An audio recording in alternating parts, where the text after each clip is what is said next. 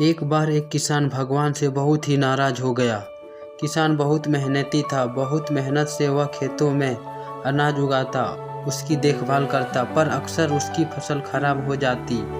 कभी सूखा पड़ जाता, कभी बाढ़ आ जाती, कभी तेज धूप, कभी आंधी, कोई ना कोई कारण बन ही जाता, उसकी फसल खराब हो जाती। एक दिन वह किसान गुस्से में आसमान की ओर देखकर भगवान से कहा, हे ईश्वर, आपको लोग सर्वज्ञता मानते हैं कि आप सब जानते हैं।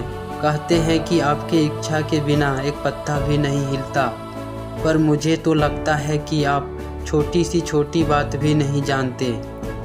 आपको तो ये भी नहीं पता कि खेती बाड़ी कैसे करते हैं। अगर आप जानते होते तो हर समय जो बाढ़, आंधी, तूफान आदि वो भी कभी नहीं आते। आप नहीं जानते कि कितना नुकसान उठाना पड़ता है हम किसानों को। यदि आप मेरे हाथ में यह शक्ति दे दें कि मैं जैसा चाहूँ वैसा मौसम कर दूँ, फिर आप देखना मैं अन्न का भंडार लगा दूँगा। भगवान इस किसान के तीखे वाक्य सुनकर मुस्कुरा रहे थे और वह किसान के सामने प्रकट होकर बोले, मैं आज से तुम्हें यह शक्ति देता हूँ कि तुम अपनी खेतों पर तुम्हारी जैसी इच्छा ही तुम अपना वैसा मौसम कर दोगे। मैं बिल्कुल भी दखल नहीं दूंगा। तुम्हारी इच्छा से सब कुछ होगा। किसान बहुत खुश हो गया। किसान ने गेहूं की फसल अपनी खेतों में बोई। जब उसे लगा कि खेतों को धूप चाहिए तो खेतों को धूप मिला। जब पानी बरसना चाहिए तभी पानी बरसा। आंधी, तूफान, बाढ़ कुछ भी उसने अपने खेतों पर आने नहीं दिया। किसान के खेत में इस वर्ष ऐसी फसल हुई जैसी कभी नहीं हुई थी।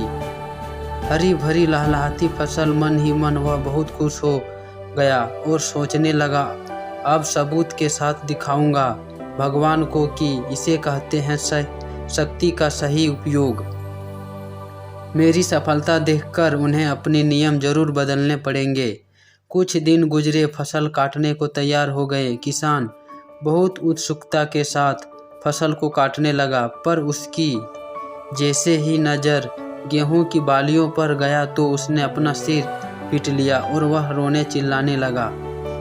गेहूं की एक भी बाली के अंदर गेहूं का दाना नहीं था। सारी बालियां अंदर से खोखली थी। किसान बहुत दुखी हो गया।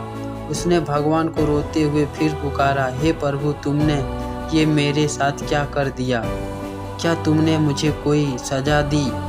भगवान बोले, पुत्र, ये तो होना ही था। तुमने पौधे को संघर्ष करने का मौका ही कहाँ दिया।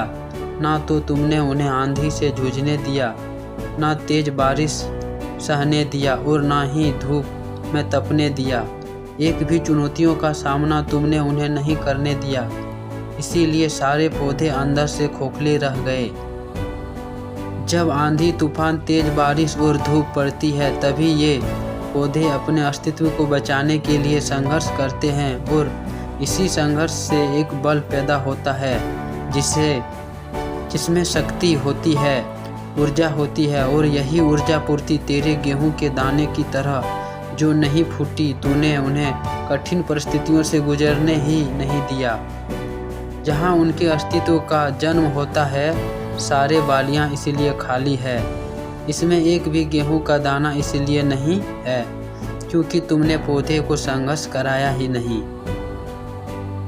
याद रखिए, स्वर्ण में स्वर्णता आभात तभी आता है जब वह आग में तपने, गलने और हथौड़े से पीटने जैसे संघर्षों से गुजरता है।